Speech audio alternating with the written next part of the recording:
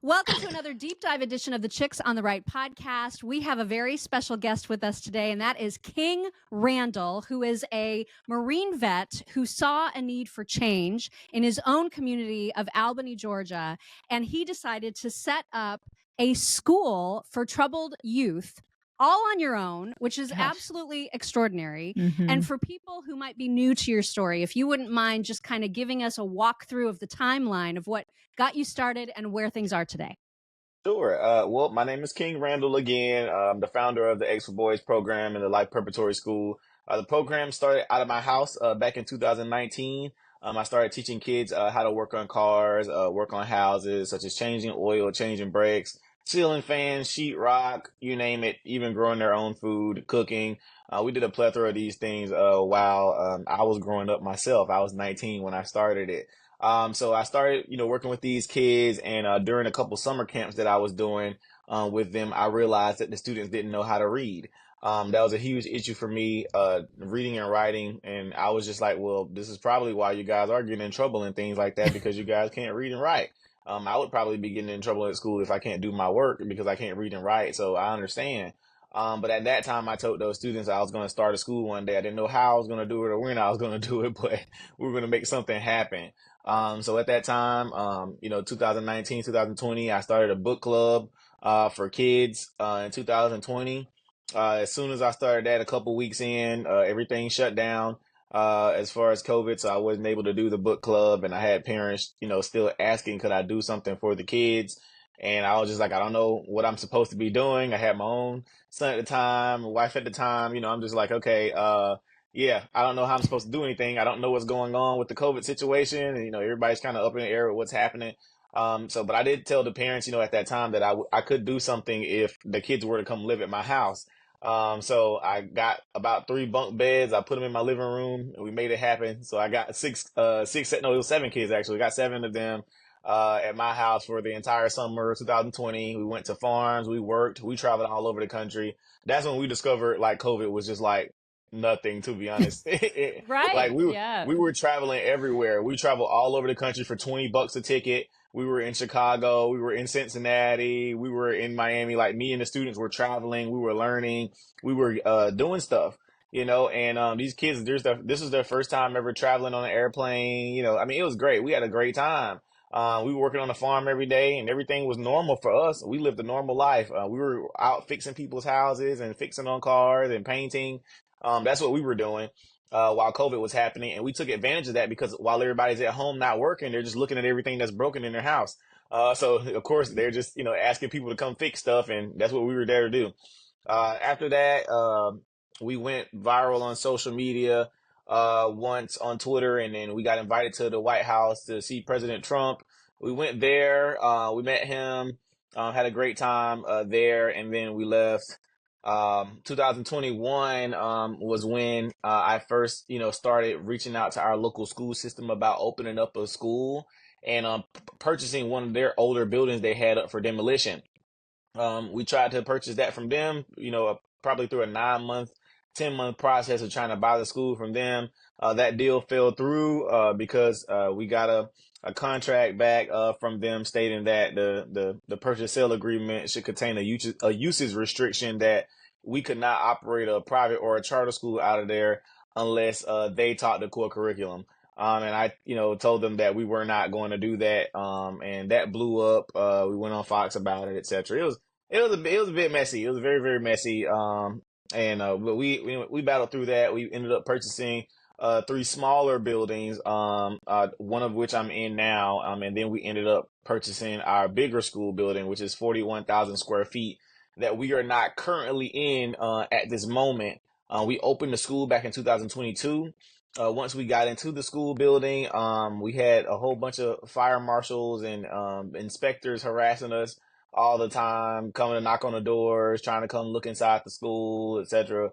But what they did originally was they befriended me originally as if they were trying to help. So they were like, okay, these are some things that you guys could do, to help you guys get in order. So they was like, let me come look at this and that. So they come in looking at stuff and, okay, you could do this and that. You could try and do this and that, so we could help you guys like that. And then Then one day he was like, "Hey, I'm gonna, bring me and some of the guys out. We're just gonna see what we can help you guys with." And he brought like 15 marshals in, got a briefcase, cameras and everything. And he was like, "Okay, well, we're gonna go get together and we're gonna see what we can do to help, and stuff like that." And the next day we get a letter from the sheriff, saying we can't be in the building. Oh my gosh. What Yeah, in the yeah, world? yeah. So Unbelievable. yep. So that's what happened.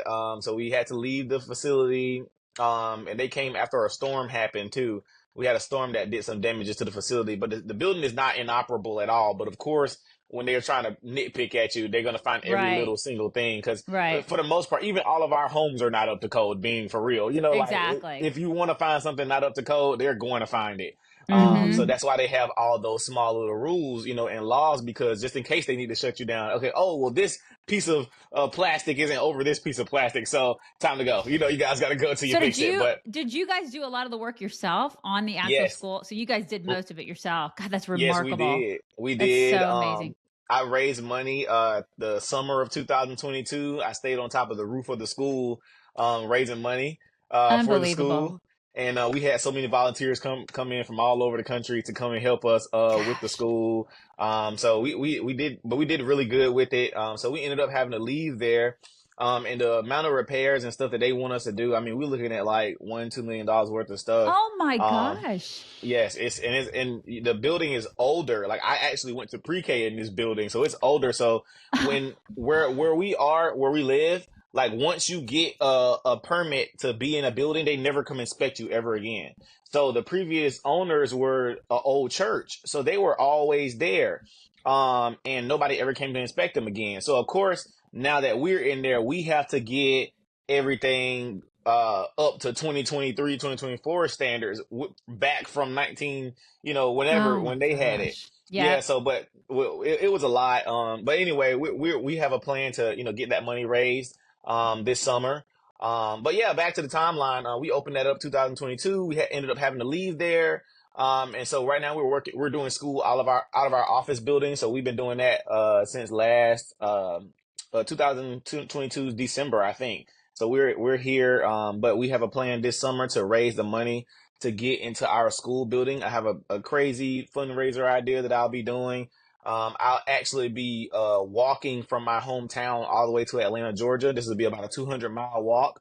It's going to take me about 10 or 11 days to complete this venture. I haven't released any details about it yet, but it's in the works already.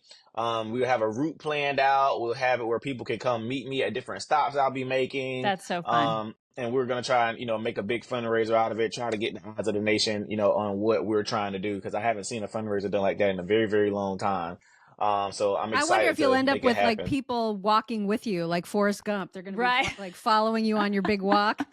Yeah, so Totally. Yeah. we planned that for the last leg of the walk, not during the walk itself, because I will be on a highway, which is just safety purposes. We'll have like a truck, two trucks, and safety measures and everything, but I don't want to cause anybody else to get hurt. I mean, we may like let a couple news crews or something like that, just depending on who Yeah. it is, case by case. But definitely not like Gen Pop. But Gen Pop will be able to join the last leg of the walk in Atlanta. I'll be walking to the Battery there at Truist Park. So that'll be fun.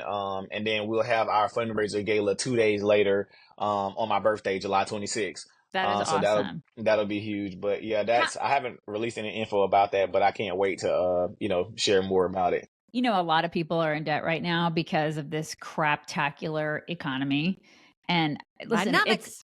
it is, I know. But see, this is the thing. I think a lot of people are like embarrassed to say that they are in debt, but they shouldn't be, because there's a way out of it. Like, it's a trap when you get into debt. Mhm. And there is a solution to it. It's Pivotal Debt Solutions. Yeah, and they are not like the old school debt relief companies that like Exactly. just string you out forever and ever and ever. They have Mhm. actually some really cool strategies that can get rid of your debt faster and way easier than you might think. And they can even eliminate interest. They can find programs that will write off your balances. So they offer full professional support by a certified debt specialist that's assigned to you. And then they have a client portal, which is really cool. So you can always check in on your account information. So they will figure out every possible way to end your debt. Yeah, forever. no fees up front or any of that. So you can go to Pivotal Debt Solutions. They're going to find all the solutions. Yep. So contact Pivotal Debt Solutions first. You can talk to them for free. Find out how fast they can help you get out of debt. Visit zapmydebt.com. That's zapmydebt.com.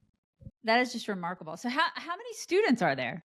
We have 6 students right now in the school. We started out with about 9 kids. We didn't open up enrollment for like a huge number in the beginning, just to kind of get our feet wet, just to kind of see what it was like, and it was definitely challenging even with just 9 students. I mean, it was hard. So just trying to figure out how things go. But now that we kind of got an idea and more staff, hopefully, once we raise money and get back in our bigger building, we'll be able to take newer kids. This time I'm actually going to drop the age groups um, um, down to 3rd grade.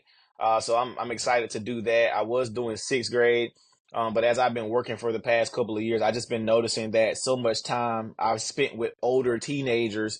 These smaller kids are the ones who are really going to need it, and they will actually grasp it. Because it's hard trying to tell a teenager who's already, worldly or out in the world or having sex or smoking or whatever to stop doing these things, Right. versus a kid who has not even started, who still has good grades, who's still being himself. I can hone his character early. Right. And it'll benefit him more than working with, 16, 17-year-olds. And I've also got to a point now. Yeah. Right. They're And I've got to a moldable. point.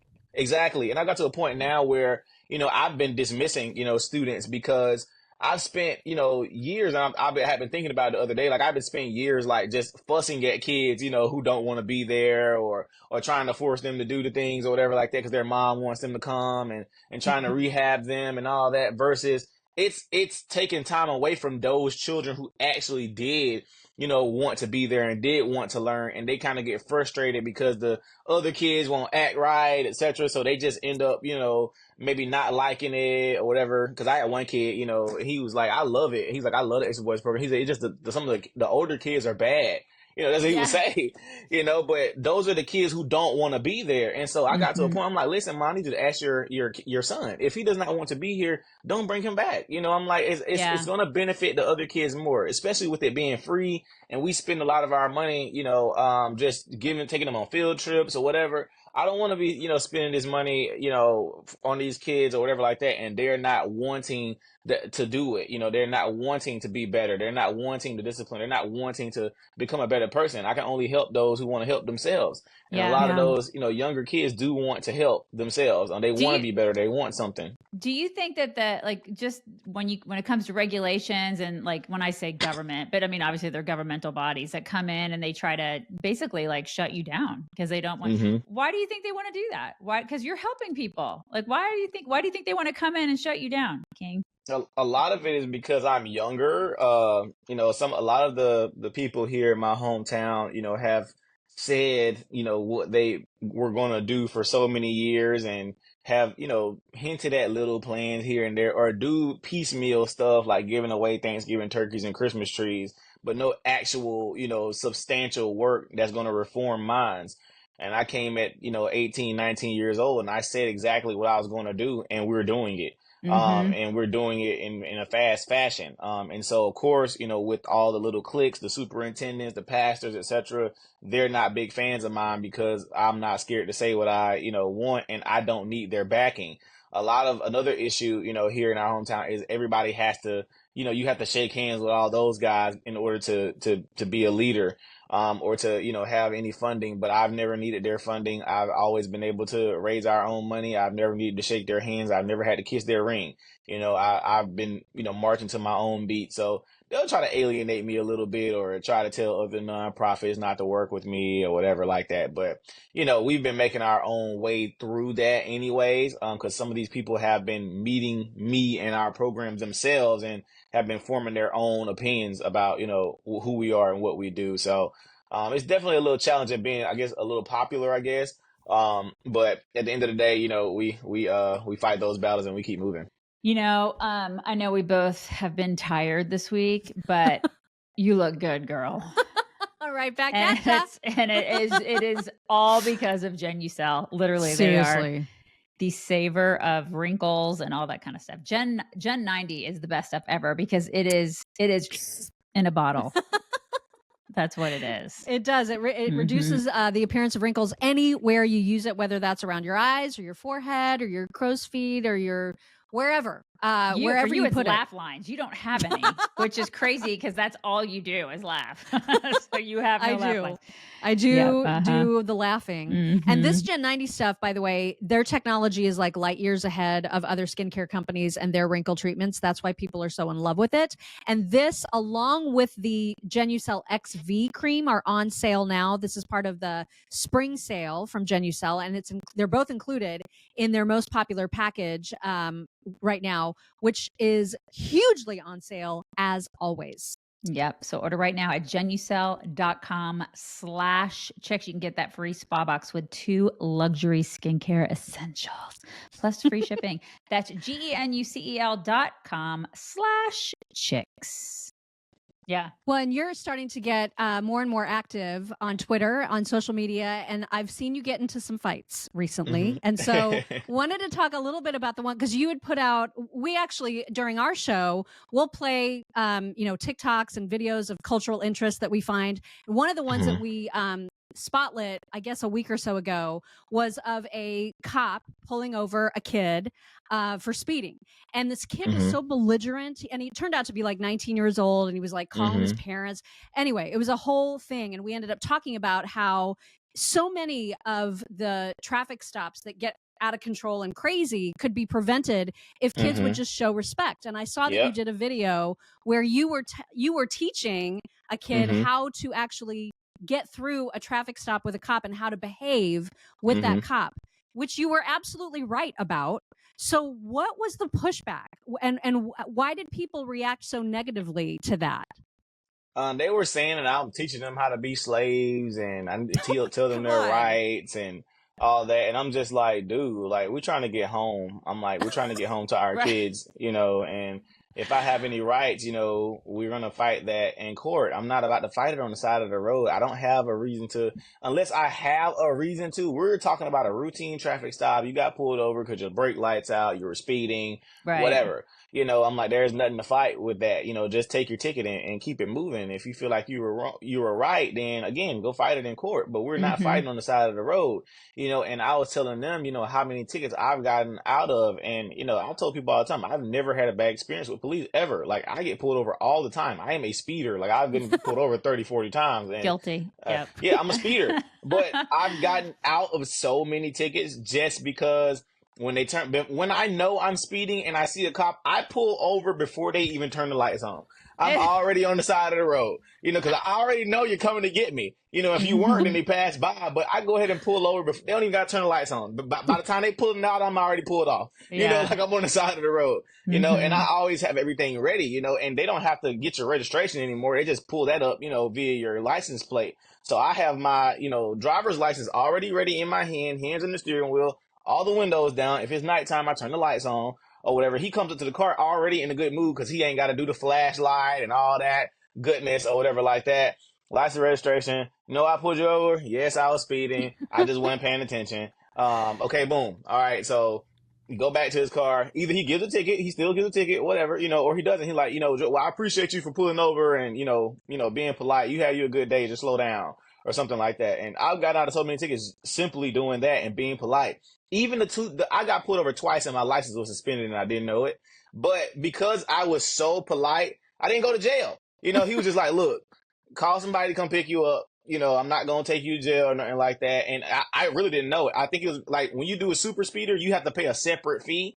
And so I didn't know about this separate fee. Oh my gosh. And they didn't send it in the mail. Well, they said they sent it in the mail. I never got it, but they'll suspend your license until you pay that super speeder fee or whatever. So, but yeah, so I didn't pay it and I didn't know my license was suspended, but they're like, hey, you got anybody to drive for you? I'm like, what you mean? They're like, oh, your license has been. I'm like, oh, snap, I didn't know. Okay. Well, I'll call somebody, but you're supposed to go to jail. But if I were to being belligerent, going crazy, my God, no, it's not, and blah, blah, blah, where I was going to jail versus going home to see my kids, so it's just very important to, be polite. And that's just not even with police, just in general with people, because you don't know who you're meeting, and who you're interacting with. it's very important to, to be polite, give the proper greeting of the day, shake hands, look people in the eye. All those things are important, but they were saying I was teaching them how to be slaves and they still gonna get killed and blah, blah, And it's so blah. so ridiculous because it has. I think. Listen, and I know I'm a white woman, but I don't think that has anything to do with the amount of melanin in your skin. I think that I No. tell my daughter who is white the same thing. I'm like, listen, you need to be nice, and you need to pull over, and you need to be respectful, and shut your mouth. Shut your mouth if you get pulled over. All right. Every time I see blowout, I think, blowout. But in this particular case, blowout is a really good thing. It's a good thing. It's a big, big, big sale. That's what they call the big, big, big sales at mypillow.com/chicks. Blowout. It's a blowout. And they always have like the best. Well, everything that they make is so good. So when I say they always have the best products, it's like there's nothing that they make that's not great. Yeah. But the slippers and the moccasins, 60% off right now. Right? For the squeezy fur kitten technology. Like everybody needs to not walk, but run there. They need to run to mypillow.com/chicks and enter code chicks just to get the slip on and the moccasin, my slippers. 60%. Are you kidding me? Plus they have dog beds, blankets, like they have everything. They have the My Pillows that are $19.99 with the promo code. But all you got to do is go to mypillow.com/chicks, enter code chicks at checkout for free shipping. You get free shipping too. And then all the discounts. They have everything. The site is amazing. Go to mypillow.com/chicks, code chicks, mypillow.com/chicks. So I have a question. So, who was your mentor? Who made you so awesome? Like, is it just because you're genetically awesome, or did you have mentors and people along the way that helped you become so because you're changing people's lives. So did you have people that inspired you to do that, or it was just was that just intrinsic? I was raised in a full family. I had my stepdad, my mom, my granddad, the deacon that stayed in the house behind us, the truck driver across the street, the guy down the street, him and his son. I mean, we had a whole little village in our little neighborhood. So, when we learned how to do everything from welding, painting cars, fixing on the house, cutting hair, laying bricks, taking care of animals, growing our own food. We did everything. We literally did everything in our neighborhood. Where'd you grow up? Where did you grow up? I grew up here in Albany, Georgia, on the east side of town. They call it the dark side, but I grew up here. Yeah, I grew up here in Albany, Georgia. And we weren't poor, but we weren't rich either. But I mean, I had a decent life. My mom, I never wanted for anything or nothing like that. We were never poor, eating out of the trash can, none of that crazy stuff. But we were, we did fine. And my stepdad, he did a great raising with me, as well as my granddad and my uncles. And these guys still, help me to this day. I still call them for stuff and everything. And it's important for, young men to have multiple male figures. It's not just their dad. So for me, my son has a full schedule. He has his baseball coach. He has his private baseball coach. He has his boxing coach. He has his gymnastics coach, all these different people that will be pouring, into them. Cause I don't know everything, but as a father, I'm supposed to make sure he's surrounded with good men. I love this. And that way he grows up to be a better, young man. So, it's important, to have multiple, mentors and multiple men, cause they all got something different. They all do something different. They all have different wisdom, and if they put it all into one person, it makes a great man. And so, since that's what I have, I'm giving it to my son in multiple different fashions. So I love it. And I love the way that you talk on your website about how you want to make men, and and that's such an important thing. But yet you get so much criticism, even for just the people that follow, like the fact that we are supporters of yours or followers of yours. I see you getting criticism simply because we are white. And so you have a following that is made up of white people, and you get criticized for that, which is crazy. And then I loved a comment that you made to someone who I guess looked at your LinkedIn profile and saw that you had work experience as a forklift driver, and that your next job was the founder of the school. And the guy, this person asked, how do you go from a forklift driver to owning a school? And your response was, I just did it. Like, what are you even looking for? And I was like, I love that. Yeah, you just do it. I drove a forklift in the Marines. Like that was my MOS in supply. I drove a forklift, and then I left there and I went to drive at Miller Brewery here in our hometown. And I left there and I told, my wife at the time, I told her I wanted to start something working with kids. And that's what I told her I wanted to do. I'll never forget how I lost my job. I was at work. I left Miller Brewery and I went to this other warehouse job that was paying a bit more. I was there maybe about a month, but I was working a graveyard shift. So I was working from 11 to 7 at night. And it was annoying. It was stressful and I was just tired. I would sleep all day and still be sleepy at work. But one day, me and all the guys, we would all like take turns going to sleep in the bathroom, like when we didn't have anything to do. And so this one particular day I was sleeping, but they said they came and tried to wake me up and tried to do all this and it was knocking on the door and I was asleep. I'm like, I literally used to sleep with the walkie-talkie on my shoulder. Like, come on, dude. Like, but anyway, so they said I was sleeping too hard that day and whatever. And so they let me go the next day. But after that, I was just like, look, I'm like, I want to start something for kids. I had been wanting to start something for kids, and that's what I did. I started working with kids immediately, and to fund the program, I was cutting hair, fixing cars. I became the neighborhood handyman. I did everything. I would leave somewhere, changing somebody's starter on their car, and then go cut somebody's hair right after that, and then go paint somebody's, living room after that. That's what I was doing. But I did it to fund the program. That's how I did my first little field trips and all that stuff, with the kids. That was my dream, my goal, and my vision. I mean, I worked for it. Like I really had to work. So that was it, man. And having white followers, I mean, I have like rainbow following. I got people that follow me from literally so many different sides. I got people in the Nation of Islam to CPAC and the Republicans and the Democrats. Like, I mean, I have so many followers that love the work that I do.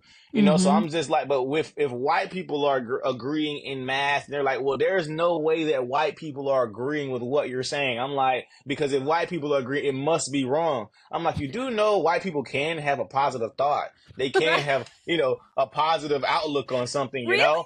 Yeah. And I'm like, okay, we should start our own schools. Yes. And then white people say yes. They're like, oh, well, no. I'm like, but you just said we should start our own schools. And they're like, well, white people are agreeing. So no, I'm like, well, what are you talking about? Like, this is what they sound like. I'm like, okay, well, we should open our own school. We should homeschool our kids. Yes. And white people are like, we agree, King. I'm like, no, well, you must be wrong because white people are agreeing with it. I'm just like, I'm saying the same points y'all favorite pro-black people say all the time. But because I don't add, I hate white people at the end, I lose my black card. That's the problem. And I've never changed like nothing I said. I have been saying the same thing since I was 19. Even when I was the pro-black guy who hated white people and all that stuff, like I literally have been saying the same thing still. Or whatever. Because the reason I stopped hating white people was because I was saying these things and white people were agreeing. I'm like, well, why do you agree with that? You're not supposed to be agreeing with that. And white people was like, yes, no, this is right. This is right.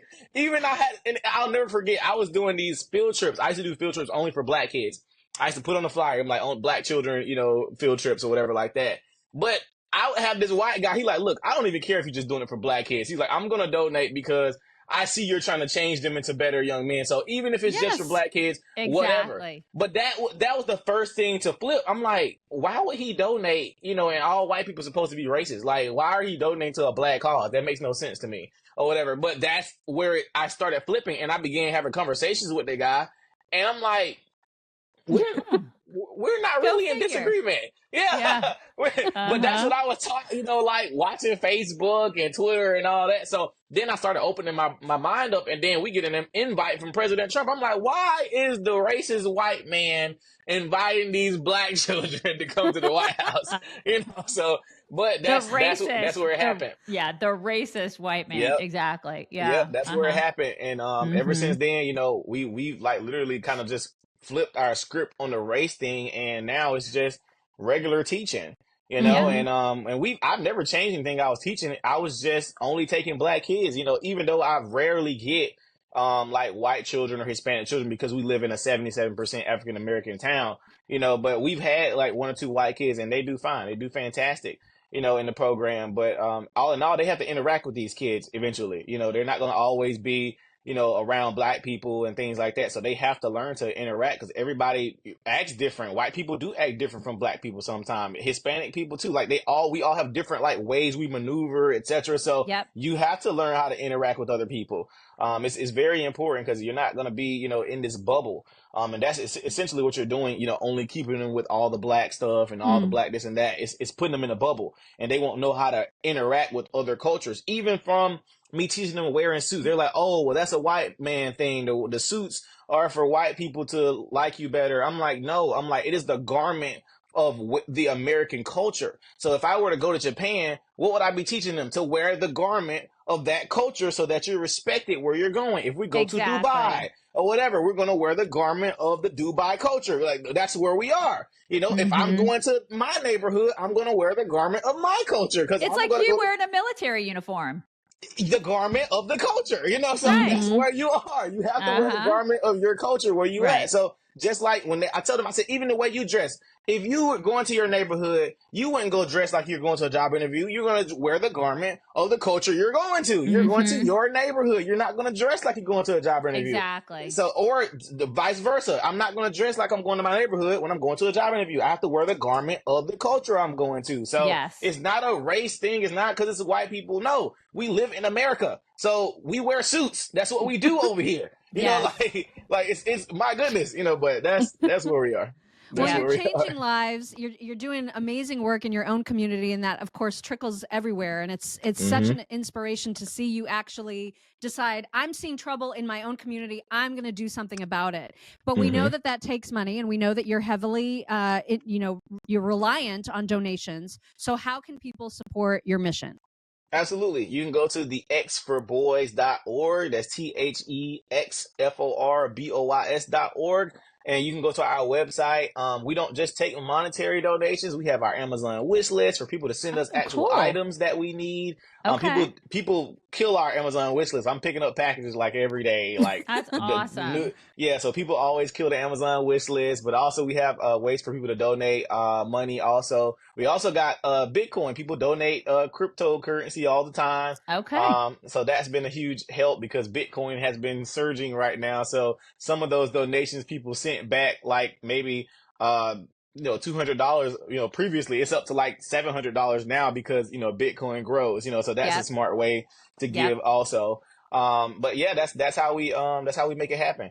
So people donate and we make everything happen, from our donors. We haven't gotten any government grants. We will be trying to get some grants soon with a grant writer, but for the past 4 or 5 years, we haven't gotten any grants, no government funding, none of that stuff. It's all just people like you guys, who promote us and share what we're doing all the time. That's how we've been able to make the entire program happen. Well, we wish you so much success. We hope that this takes off, and we're just so excited for you. Yeah. Thank you for being with us. We really appreciate having you. Yeah. Thanks for having me. Absolutely. We'd love to come back. You bet. Thanks.